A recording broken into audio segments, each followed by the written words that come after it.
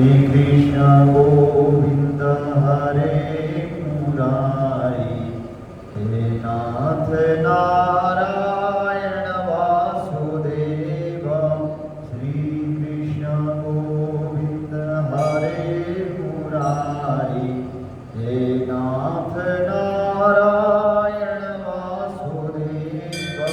श्री कृष्ण गोविंद हरे मुरारी, हे नाथ नारायण वासुदेव।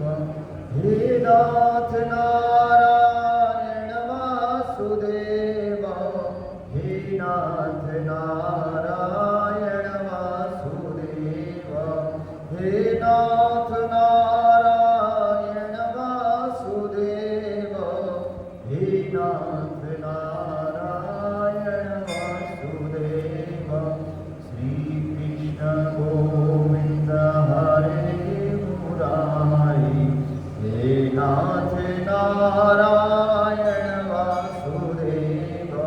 श्री कृष्ण गोविंद हरे मुरारी, हे नाथ नारायण वासुदेव। बोलिए वासुदेव भगवान की जय। बोलिए एकादशी महारानी की जय। जय जय श्री राम, जय जय श्री राम, जय जय श्री राम। आज है पावन एकादशी का दिन। हम लोग श्रवण करने जा रहे हैं एकादशी की महिमा और महात्म्य। युधिष्ठिर महाराज के, हे भगवान, आप कृपा पूर्वक आश्विन महीने की कृष्ण पक्ष की एकादशी की कथा सुनाने की कृपा कीजिए। इस एकादशी का नाम क्या है तथा इस एकादशी के व्रत करने से कौन कौन फल प्राप्त हो जाता है, सो सब समझाकर बताइए। इस पर भगवान श्री कृष्ण जी बोले, राजन, आश्विन मास की ये कृष्ण पक्ष की एकादशी का नाम है इंदिरा। इस एकादशी के व्रत करने से समस्त पाप नष्ट हो जाते हैं तथा नरक में गए हुए पितरों का उद्धार हो जाता है। राजन, इस एकादशी की कथा के केवल श्रवण मात्र से, केवल सुनने मात्र से वाजपेय यज्ञ का फल प्राप्त हो जाता है। बोले, प्राचीन सत्य युग में माहिष्मती नाम की नगरी में एक इंद्रसेन नाम का प्रतापी राजा राज्य करता था। एक समय की बात है जबकि राजा अपनी राजसभा में सुखपूर्वक बैठे हुए थे। महर्षि नारद जी आकाश मार्ग से उतरकर वहीं पर आ गए। महर्षि नारद जी बोले कि राजन, आपके राज्य में सब कुशल तो है ना? मैं आपकी धर्म परायणता देखकर अत्यंत प्रसन्न हूं। आप धार्मिक हैं। राजाओं का भी एक नियम होता है, राजा का भी एक प्रावधान होता है। हम राजा हैं, हम कुछ भी करें, ऐसा नहीं है। राजा का भी एक नियम है, हम राजा हैं, हम कुछ भी करें, हम कुछ भी बोले। उनकी भी कोई एक दायरा है, एक नीति है, एक नियम है, एक मर्यादा है। हम कुछ भी कह देते हैं, हम कह सकते हैं। तो इसका मतलब ये नहीं कि हमारी उच्च ओहदा मिल गई तो हम कुछ भी करें, हमारे पास धन है तो हम कुछ भी करें, उसकी भी मर्यादा है। हमारे पास धन है, धन होने के बाद हम धनवान हैं, हम समाज को ये दिखाएं कि हम धनवान हैं, और समाज में कुछ भी करें और कुछ भी किसी को बोल दें और किसी को नीच बना दें, किसी को ऊंचा बना दें, ऐसा नहीं है। धनवानों का भी एक मर्यादा है, और उच्च होगा नेता बनने के बावजूद भी उसकी भी मर्यादा है। प्रधान बन गए, महाराज बन गए, राजा बन गए, प्रधानमंत्री बन गए, उनका भी एक मर्यादा है। ये नहीं कि हम बड़े बन गए तो हम कुछ भी करें ना, ऐसा नहीं होता। ऐसे ही नारद जी ने कहा आप अपनी मर्यादा का पालन करते। सबसे बड़ा कौन होता है? जिन्होंने मर्यादा का पालन किया कि मैंने कहा क्या बोलना है, मैंने कहा किस प्रकार का व्यवहार करना है। तो ये जिसने विचार किया तो वो बड़ा होता है। राम जी को मर्यादा पुरुषोत्तम हम कहते हैं। क्यों? क्योंकि उन्होंने कभी मर्यादा नहीं छोड़ी कि भाई के साथ कैसा व्यवहार करना है, पिता के साथ कैसा व्यवहार करना है, मां के साथ कैसा व्यवहार करना है, गुरुओं के साथ, ब्राह्मणों के साथ कैसा व्यवहार करना है।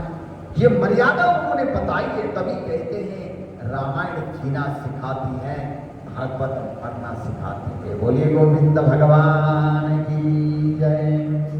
और उन्होंने मर्यादा का स्थापना किया, इसलिए मर्यादा पुरुषोत्तम श्री राम। बोले राजा रामचंद्र भगवान की जय। उन्होंने मर्यादा बताई, मर्यादा का स्थापना की, क्या करना, कैसा व्यवहार करना। और पहले पिता की आज्ञा का पालन किया। एक समय की बात है, हमने एक बार कथा भी बताई कि पिता की आज्ञा को प्राप्त करके राम जी वन में चले। जब वन में जाने के बाद पंचवटी में जाकर के रहे। इधर क्या हुआ, महाराज दशरथ जी की मृत्यु को प्राप्त हो गए महाराज दशरथ। तो उसके बाद उनकी कार्य क्रिया करने वाला कोई नहीं। तो प्रजाजनों ने भरत को बुलवाया ननिहाल से। भरत शत्रुघ्न दोनों ननिहाल में थे, उनको बुलाया। बुलाने के बाद भरत जी ने संपूर्ण कार्य क्रिया करने के बाद तब पूछा कि मेरे भाई कहाँ है। उससे पहले नहीं पूछा। क्यों? क्योंकि लोग क्या कहेंगे कि पिताजी मृत्यु को प्राप्त हो गए और भाई की बात पूछ रहा है। इसलिए अपने पिता की कार्य क्रिया करने में कठिनाई हो रही है, इसलिए ये भाई को पूछ रहा है। बोले मुझे ऐसा नहीं करना चाहिए। भरत जी ने विचार किया तो उन्होंने संपूर्ण कार्य क्रिया करने के बाद आंखों में अश्रु भर करके फिर चली गई पंचवटी में। जाकर कह दिया भाई आपने रघुकुल का नियम तोड़ दिया, मर्यादा का आपने उल्लंघन कर दिया। बोले कैसे? बोले मैंने मर्यादा का उल्लंघन नहीं किया। भरत जी कहते नहीं, मैं आपको बताता हूं। बोले आपने वचन को त्याग दिया। बोले आप ये बताइए भाई तो रघुकुल का नियम क्या है? बोले रघुकुल रीति सदा चली आई, प्राण जाए पर वचन न जाए। बोले प्राण जाए पर वचन न जाए। बोले हमारा रघुकुल का ये नियम है। बोले फिर आपने अपने नियम को तोड़ दिया। बोले क्या तोड़ा? बोले आपने अपने वचन को त्याग दिया। बोले कौन सा वचन बताइए? भरत जी कहते हैं बड़े भाई तो मेरी मां कैकेयी का पहला वचन कौन सा था, पहला वरदान कौन सा था? बोले मां कैकेयी का पहला वरदान ये था भरत कि भरत को राज्याभिषेक। बोले हाँ इसी बात पर मैं कहता हूं कि भरत को राज्याभिषेक हुआ नहीं, राम वनवास कैसे आए, आप वापस लौटिए। भरत का वचन था ये। उन्होंने कहा कि वापस लौटिए, आपने वचन को त्याग दिया। मेरी मां कैकेयी का वरदान ये पहला था कि भरत को राज्याभिषेक हो जाए फिर आप वन में चले जाए। बोले दूसरा क्या था? दूसरा ये था कि राम को वनवास। पहला कौन सा था? बोले भरत को राज्याभिषेक। बोले आप चलिए, राज्याभिषेक करवा देना, चले आना। बोले वहां पर बड़ा संदेह हो गया, अब क्या करें। बोले भरत, इस बात पर हम विचार करते हैं।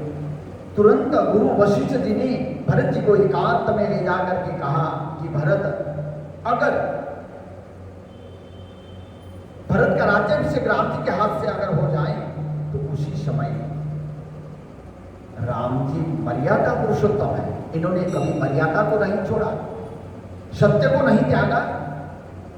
इसलिए अगर ऐसा होता कि तुम्हारा राज्याभिषेक वहां पर होता कि तुम भी तो धर्म की मर्यादा की स्थापना करने वाले हो, राम के तो भाई हो तुम भी, और तुम भी सत्य निष्ठा में कभी कमी नहीं रहे, इसलिए तुम भरत ये कहते। सबसे पहले आप सोचो, विचार करो दिमाग में कि तुम्हारे जो राज्याभिषेक होता उस समय सारी जो है अयोध्यावासी वहां आकर सभा में बैठते, उसी समय राज्याभिषेक होने के बाद तुम ये कहते कि राज्याभिषेक हो गई, मुझे राजा बनाने में संपूर्ण अयोध्यावासियों को धन्यवाद। ये पहला वचन तुम्हारा होता जिसको उद्गार कहते हैं राजा का, राजगद्दी में बैठने के बाद। दूसरा हुक्म होता, भरत तुम ये हुक्म करते इस सबको धन्यवाद, और मेरे से बड़े भाई राम जी होने के नाते मैं ये गद्दी राम जी को देकर के मैं वनवास चला जाऊं। ये जो हुक्म होता है, हुक्म कोई काट नहीं सकता। उद्गार एक प्रकार की वचन होती है, हुक्म राजा का अकाट्य है। इसलिए भरत, अगर ऐसा होता कि राम जी वनवास ना आते, भरत जी कहते वनवास ना आते तो क्या होता, मैं आता तो भी क्या होता। बोले देखो, जंगल में जो नीच है, निम्न है, जो पिछड़े हैं और जिनका अपमान हुआ है, जन्म जन्मांतर से वो अपनी न्याय, अपनी अधिकार ढूंढने के लिए और बैठे हुए इंतजार करके जन्म जन्मों से, इसलिए उनको अधिकार दिलाने के लिए, उनका उत्थान करने के लिए, धर्मों की स्थापना के रूप में उनको सदुपदेश देने के लिए, उनकी कल्याण करने के लिए राम जी को वन जाना अति आवश्यक है। तो इसलिए राम जी वनवास आ गए हैं, तो तुमने और राज्य संभालना होगा। तो ये वचन था, कहने का ये तात्पर्य है कि राम जी ने कभी अपनी मर्यादा को नहीं छोड़ा। आज नारद जी आए वहां पर, राजा को कहने लगे, राजन आप तो बड़े मर्यादा में रहते हैं, राजा के नियम का पालन करते हैं, प्रजाओं का पालन पोषण करते हैं, और जिनसे टैक्स लेना है, कर लेना है उनसे लेते हैं, जिनको नहीं लेना है उनको उनसे नहीं लेते। और इस प्रकार से परिवार अथवा परिवार की तरह प्रजा का पालन पोषण कर रहे हैं, इसलिए मैं बहुत खुश हूँ।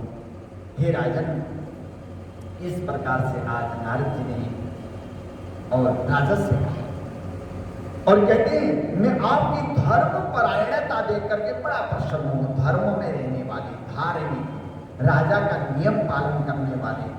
और देखिए, तब राजा बोले, महर्षि आपकी कृपा से मेरे राज्य में सब कुशल पूर्वक है। इस पर नारद जी बोले, राजन मुझे एक महान आश्चर्य हो रहा है एक बात की। बोले कौन सी?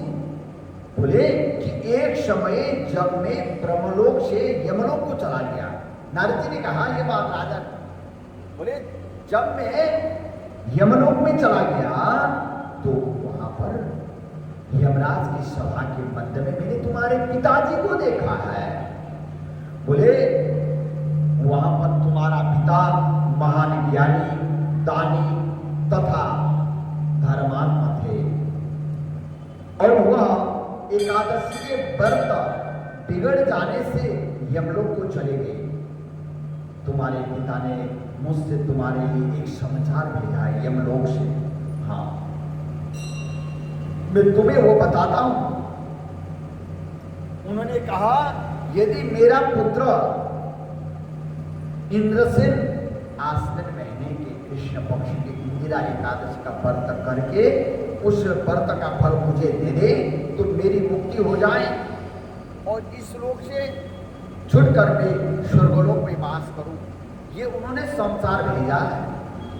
जब राजा ने महर्षि नारद जी से ऐसे वाक्यों को सुना तो उसे महान दुख हुआ और इंदिरा एकादशी के व्रत की विधि पूछने लगा कि हे नारद, अब आप मुझे इस एकादशी के व्रत की विधि बताइए। इस पर नारद जी बोले कि राजन, आश्विन मास के कृष्ण पक्ष की दशमी के दिन प्रातः काल श्रद्धा सहित स्नान करें, इसके बाद दोपहर को भी स्नान करें। उस समय जल से निकलकर श्रद्धा पूर्वक पितरों का श्राद्ध करें और उस दिन और एक समय भोजन करें और रात्रि को पृथ्वी पर शयन करें। इससे दूसरे दिन अर्थात एकादशी के दिन प्रातः काल दातुन करें और स्नान करें। उसके बाद भक्ति पूर्वक व्रत को धारण करें और कहना चाहिए कि मैं आज निराहार रहूंगा और समस्त भोगों को छोड़ दूंगा। इसके बाद कल भोजन करूंगा। हे भगवान, आप मेरी रक्षा करने वाले हैं, आप मेरे व्रत को निभाइए। इस प्रकार आचरण करके दोपहर को शालिग्राम भगवान जी की और पूजा करें और भोग लगाएं। भोजन में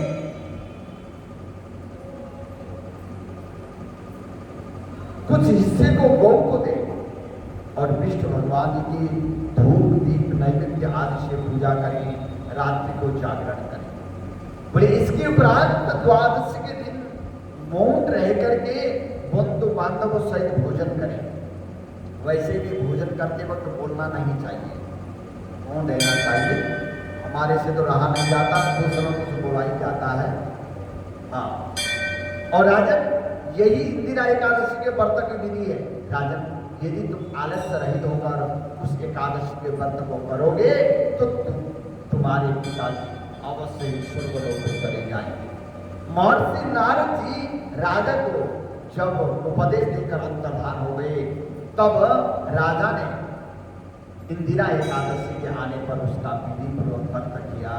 बंधु बांधव से इस व्रत के करने से और आकाश में पुष्पों की वृष्टि हुई और राजा का पिता से गरुड़ पर चढ़कर स्वर्गलोक को चला गया। राजा इंद्रसेन भी एकादशी के व्रत के प्रभाव से इस लोक में सुख भोग करके अंत में स्वर्गलोक को चला गया। श्री कृष्ण भगवान जी कहने लगे कि हे धर्मराज युधिष्ठिर, मैंने तुम्हारे सामने इंदिरा एकादशी का महात्म्य वर्णन किया। इस कथा के बनने और सुनने से और समस्त पाप नष्ट हो जाते हैं और अंत में स्वर्गलोक में जाकर वास रहता है। और इति श्री इंदिरा एकादशी व्रत महात्म्य में संपूर्ण बोले एकादशी महारानी की जय। जय जय राधा।